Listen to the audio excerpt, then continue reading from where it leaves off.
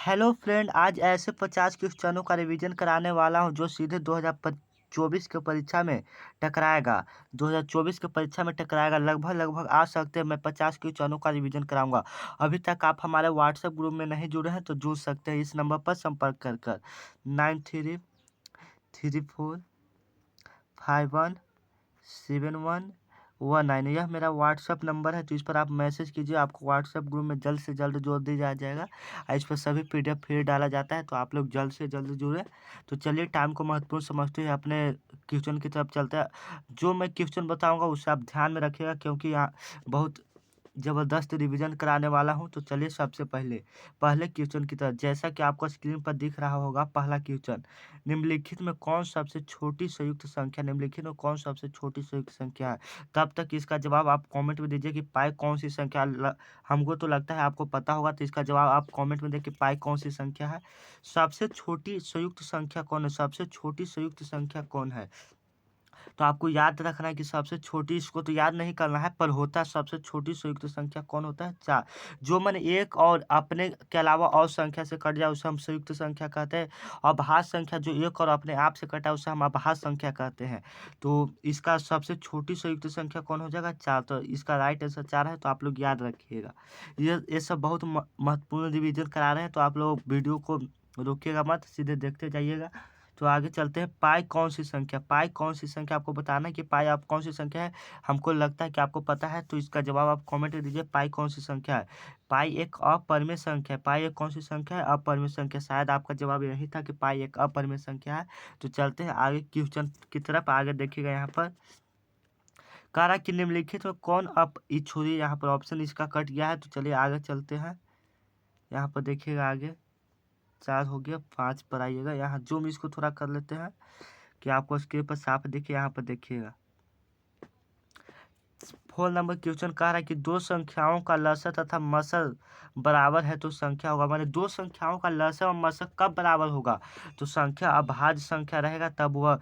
जैसे में 3 और 5, 3 5 का पर लसर निकालेगा तो कितना आएगा, लसर निकालेगा तो 15 आएगा, और इसका मसा निकालेगा तो 2 देख लेते हैं, 1 आएगा, मसा 1 आएगा। तो यह तो नहीं होगा, भाज्य संख्या तो नहीं होगा, तो यह गलत हो जाएगा। इसी तरह आगे चलते हैं। जब दो संख्याओं का लसर तथा मसा बराबर है तो संख्याएं होगी। तो संख्या भी क्या होना चाहिए, संख्या हम आपको बता दें कि सह अभाज्य होगा। आपको याद रखना है, इस पर ज़्यादा डिटेल तो मैं नहीं जानता, बट सह अभाज्य संख्या होगा। चलिए आगे चलते हैं। कह रहा है यहाँ पर कि 0.29 के पावर बार। तो कौन इसका हल कर आंसर लाना कि कितना होगा। तो आपको हम बता दें कि यहाँ पर देखिएगा, सबसे पहले जितना लिखा रहता है उतना लिख देते हैं 29, और जितने के ऊपर माथे के ऊपर एक्रिल लगा रहता है, जिसके ऊपर रेखा लगा रहता है उसको हम जेगो के ऊपर लगा रहता है उतने हम 9 लिखते हैं। तो 2 के ऊपर लगा है, 2 को 9 लिख दिए। ये हो गया। जितने के ऊपर नहीं लगा रहता उसको हम घटा देते हैं। एगो के ऊपर नहीं लगा है तो एगो 0 घटा देंगे, तो 29/99 यहाँ पर राइट आंसर हो जाएगा। 29/99 यहाँ पर है, 29/99, 29/99 इसका राइट आंसर। तो आगे चलिए, यहाँ पर देखते हैं आगे क्वेश्चन। कह रहा है कि 1 माइनस साइन स्क्वायर 60 डिग्री बराबर होगा। तो सबसे पहले 1 के 1 लिख देंगे, साइन 1 के 1 लिख देंगे, साइन के मान बैठाएंगे। साइन स्क्वायर 60 का मान कितना होता है, जरा इसका कमेंट में आप लोग बताइए कि साइन स्क्वायर 60 का मान कितना होता है। तो साइन स्क्वायर 60 का मान, माने साइन 60 का मान होता है √3/2।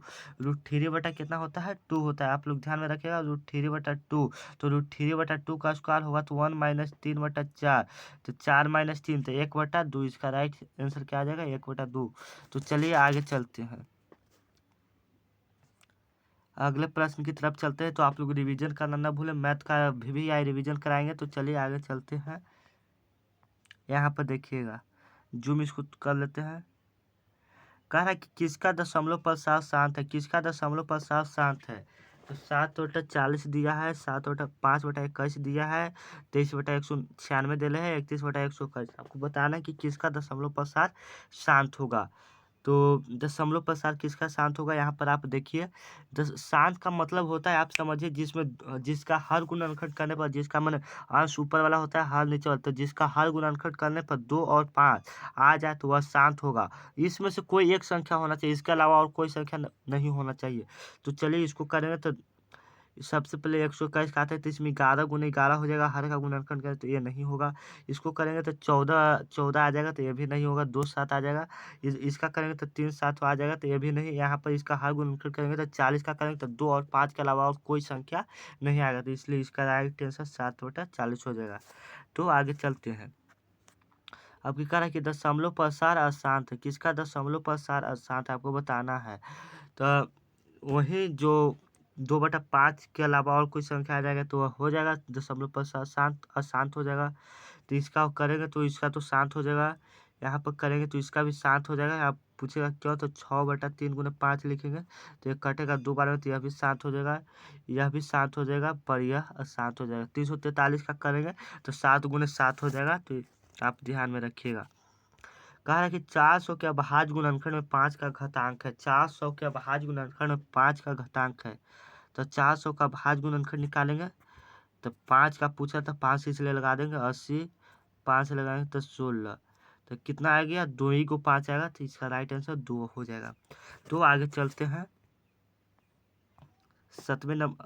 10 नंबर का क्वेश्चन की तरफ चलते हैं। यहाँ पर ध्यान से आप लोग देखिएगा, बहुत महत्वपूर्ण क्वेश्चन है।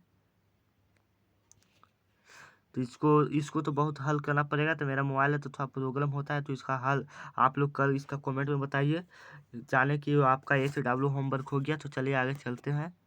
√125 का परिमेयकारी गुणांक होगा, तो √125 को बताना कि परिमेयकारी गुणांक कितना होगा। तो इसका परिमेयकारी गुणांक जिसमें गुना होता है, देखिए 125 का सबसे पहले यहाँ निकाल देंगे, वर्गमूल निकाल देंगे, तो 5 से आएगा, 25 आएगा, 5 से 5, तो इसका 5√5 हो जाएगा। तो जिसमें गुना होता है वह परिमेयकारी गुणांक होता है। तो √5 से गुना हो रहा है तो √5 क्या हो जाएगा, परिमेयकारी गुणांक हो जाएगा। तो आप लोग इसे याद रखिएगा। कह रहा है कि कौन सा युग्म सहअभाज्य, कौन सा युग्म सहअभाज्य है। तो इसमें से आपको देखना है कि कौन कौन दो कौन सहअभाज्य संख्या है, बताना है कौन सा सहअभाज्य संख्या है। तो इसका सहअभाज्य आपको बताना है कि कौन सहअभाज्य हो जाएगा। तो इसका राइट आंसर 9 और 16 सहअभाज्य संख्या हो जाएगा। तो आप लोग ध्यान में रखिएगा। तो चलिए आगे चलते हैं 8वें नंबर क्वेश्चन की तरफ। कह रहा है कि रैखिक बहुपदों में शून्यकों की संख्या होती है। रैखिक बहुपदों में शून्यकों की संख्या होती है, तो रैखिक में कितना होता है, 1 होता है। आप लोग याद रखिएगा, बहुपद x-1 का शून्यक होगा, तो x-1 बराबर 0, तो x बराबर 1 आपको याद रखना है। तो आगे चलते हैं, हम वीडियो को यहीं समाप्त करते हैं, क्योंकि वीडियो ज़्यादा लंबा नहीं होना चाहिए। मेरा मोबाइल है तो थोड़ा प्रॉब्लम होता है, तो इसलिए वीडियो को यहीं स्टॉप कर देते हैं। अभी तक आप हमारे व्हाट्सएप ग्रुप में नहीं जुड़े हैं तो जुड़ सकते हैं, नंबर आपको पहले ही दे दिए हैं।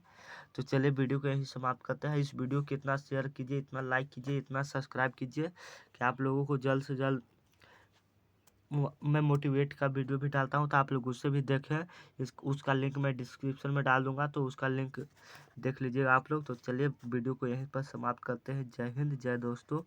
तो चलिए एक क्वेश्चनों का और रिवीजन करा ही देता हूँ साथ में। तो चलिए यहाँ पर 9 पर आ जाते हैं, जूम कर लेते हैं थोड़ा। यहाँ पर आप देखिएगा, कह रहा है कि एक द्विघात बहुपदों का शून्यकों का योग एवं गुणनफल इतना है तो द्विघात बहुपद होगा।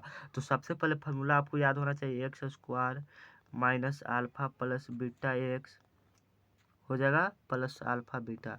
देखिए मोबाइल होता है तो बहुत मेरा प्रॉब्लम होता है, तो आप लोग समझिए, x² minus alpha plus beta x, तो 5 योगफल दिले है 5, तो 5x हो जाएगा, प्लस गुणनफल कितना दिया है 6, तो x² माइनस 5x प्लस 6, यहाँ पर इसका राइट आंसर हो जाएगा। तो चलिए वीडियो को यहीं समाप्त करते हैं।